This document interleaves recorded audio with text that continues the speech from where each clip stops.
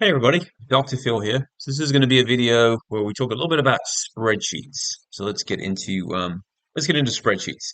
So I'm sure everybody knows what spreadsheets are. You think about like Google Sheets, Microsoft Excel. There used to be one back in the day called Lotus 123.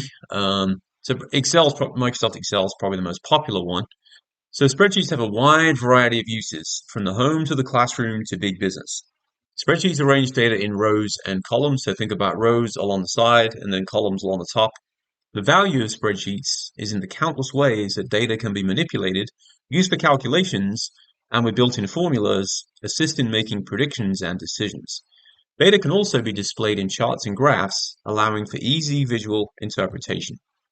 Spreadsheets are computer programs that allow users to easily arrange, calculate, and present numerical data. Spreadsheets provide built-in formulas to compute numerical equations. Spreadsheets allow users to quickly convert tables of data into charts so that information can be more easily interpreted and trends more quickly noticed. Spreadsheets typically arrange data in rows and columns, as we see here in the example. So how spreadsheets are used? Because spreadsheets help users organize numerical data, they are useful for anyone who needs to keep track of numbers. So the most common uses for spreadsheets include, but certainly are not limited to, budgeting and accounting. Spreadsheets make keeping track of and displaying budgets very simple. Programs such as QuickBooks incorporate many of the functions of spreadsheets. QuickBooks, by the way, is a great program for anybody starting their own business. Finance. Spreadsheets allow users to track financial trends and convert the data into easily interpreted charts and graphs. Grades. Professors and teachers use spreadsheets in programs such as Canvas and Blackboard to calculate grades. And in sports, spreadsheets are used to track statistics, times, and scores in nearly every sporting event. Now, I wanted to talk a little bit about the .csv format because a lot of people see this in Excel, or maybe they see a spreadsheet that's saved as a .csv, and they're not really sure what that means. So CSV stands for comma separated format. This allows spreadsheet users to share data with other spreadsheet users, regardless of which spreadsheet program is being used. So CSV files can be opened with Microsoft Excel, Google Sheets, Numbers, OpenOffice Calcs, and virtually every spreadsheet or database program. So the CSV format saves only the cell values. It doesn't save any styles or formulas. And yet, if you're using Excel, if you go File, Save As, you have the option to select. It's a little bit further down, but you have the option to select a .csv file. So a cell is the basic unit of any spreadsheet where data can be placed. A cell is identified by the cell address, which is a letter and number combination, where the letter is the column and the number is the row in which the cell is located. So for example, A3 in this example would identify what's written in cell A3, which of course in this example is gold. So this letter number combination is called the cell address, cell reference, or cell identifier. Now let's talk about rows and columns in spreadsheets.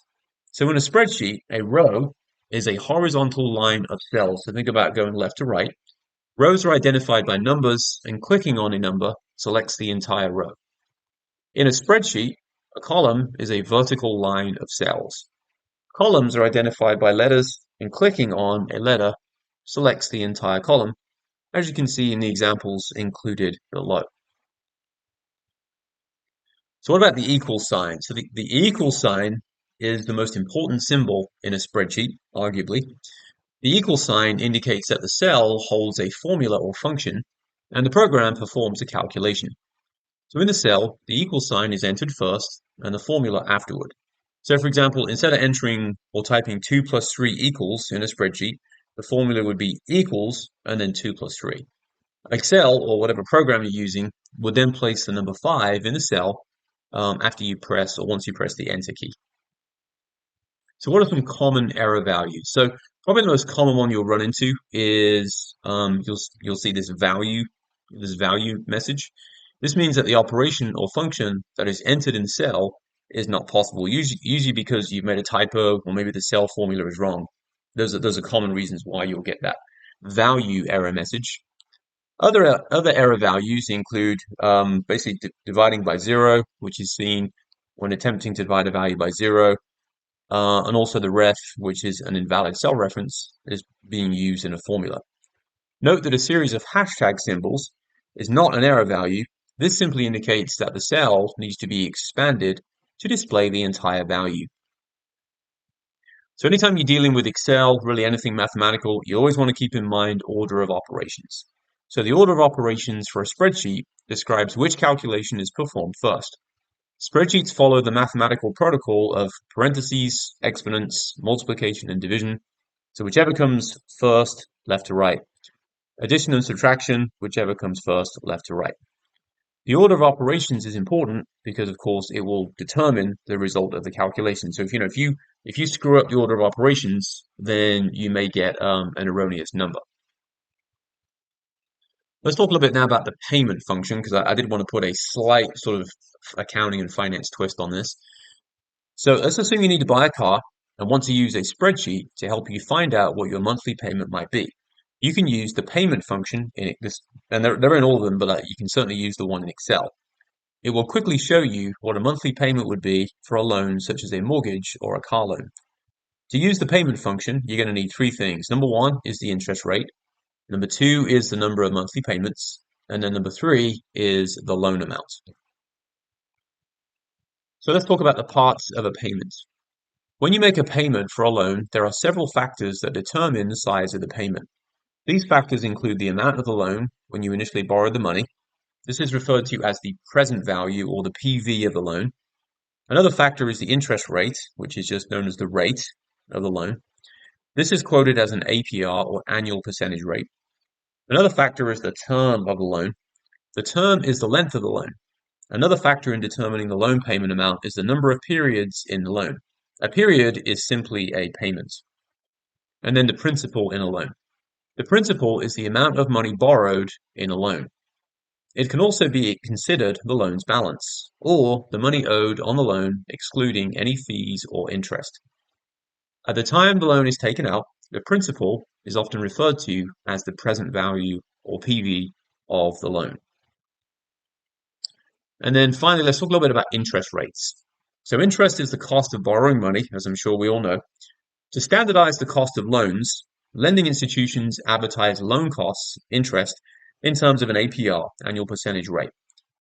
Several factors determine the interest rate charged by the lender. These factors include the borrower's credit rating. If the loan is secured by collateral, such as a car loan or a mortgage, where the car or house is considered collateral, so think about like security for the loan. And if there are any governmental guarantees provided to the lender in case the borrower fails to repay the loan. For example, many student loans would fall into that category.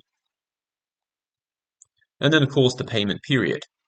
Anytime a loan is taken out, the borrower must make payments. Each payment is referred to as a period. So whether it be, like a monthly payment, that would be a monthly period. If it was a yearly payment, that of course would be a yearly period, so on and so forth. Whether it's a recurring line of credit loan, such as a credit card or home equity line of credit, or a traditional loan, such as a car loan or a mortgage, the loan will have a designated period or payment schedule. And that's usually given to you when you take out the loan.